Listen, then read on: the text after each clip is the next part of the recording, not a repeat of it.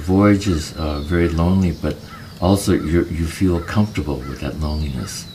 And for myself, I had to become a teacher before I became myself. So, it's because my teacher had died, and I was put in this position that I wanted to fulfill because of my love for him. But I didn't know who I was also. So after many, many years, then that came those two opposites came in together.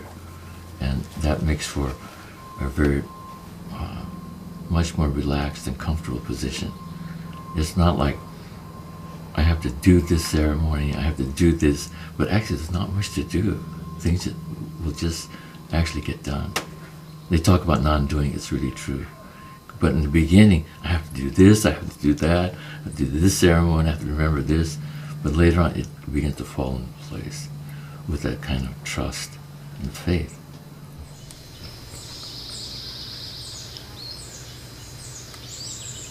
After meeting Suzuki Roshi, and that's what inspired me. Not to become a monk, but just to be like him. Yeah, that's what inspired me. And then later on, he asked me, would you, I would like to ordain you. And he also said that you can ask your wife if that's all right, and she could sign, you could sign a piece of paper acknowledging it. So he considered her also, because we had a big family, and so that's why I ended up being a monk. But I had no idea what it was going to be or how it would unfold. I practiced with Suzuki Roshi like for 10 years, and I was very quiet, very hardly talked, and very extremely shy and very introverted. And so in 1 year, we maybe had a Doksan once a year and one sesshin once a year until it started moving up. And so what happened was that one Doksan, I went in there, and I was very afraid to make a mistake in front of Roshi. I wanted to do everything perfect because I loved him so much and respected him. And so he saw me, how stiff I was probably, and I didn't say anything in front of him. So he got out a piece of paper and a pencil, and he said, "Could you write your name here?" and then I did that, and then he said, because he knew my father was a Chinese doctor, an herbalist, and he said that maybe in the evening you could have a glass of wine before you went to bed, so I could be relaxed. That's how kind of uptight I was. Yeah.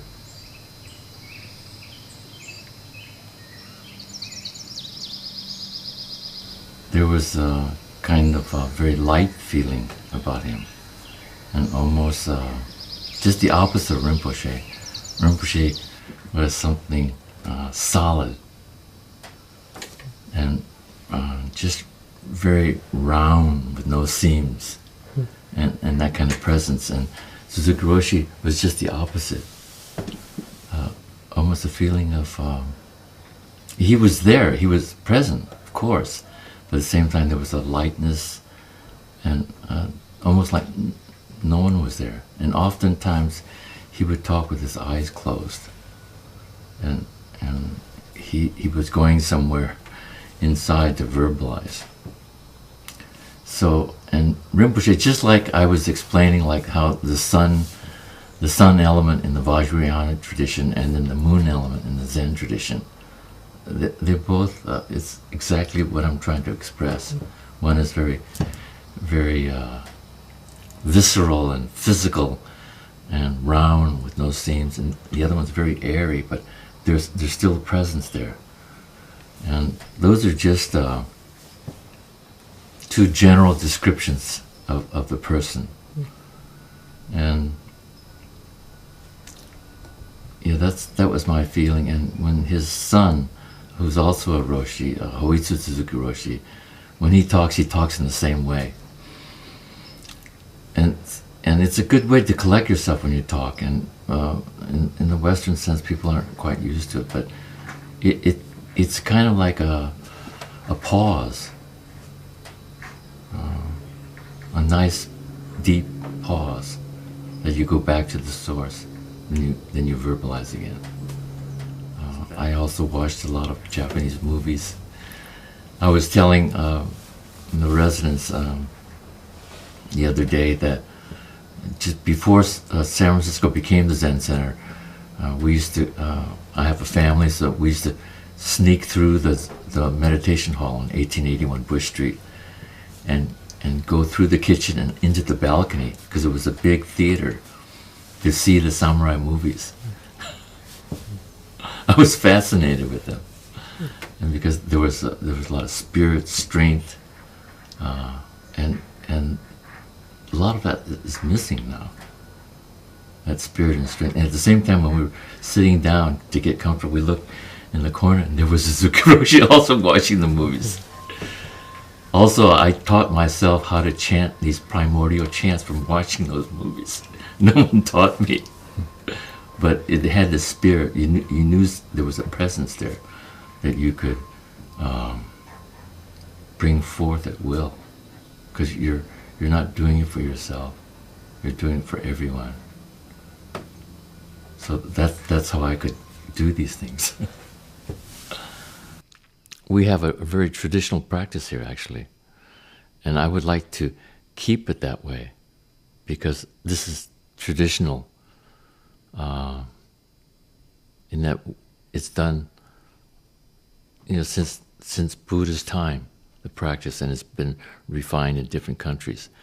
But at the same time, I'm also excited and anxious at the new blood, the young blood, and we'll do something different, but keep it at the same frame as it based on the foundation of Zazen practice, the tradition.